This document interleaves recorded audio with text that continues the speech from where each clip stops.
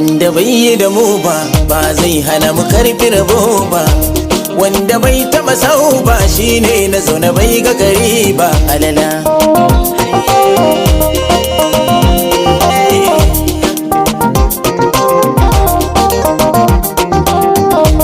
wanda bai taba sau ba kira shi da na zaune bai ga gari ba.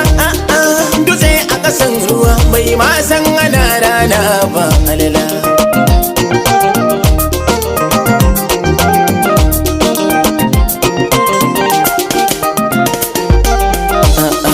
hakika a sauwanin kashi kan sa mutum ya yi kishi, inda sauran kwana ko da an ki za a yi nishi.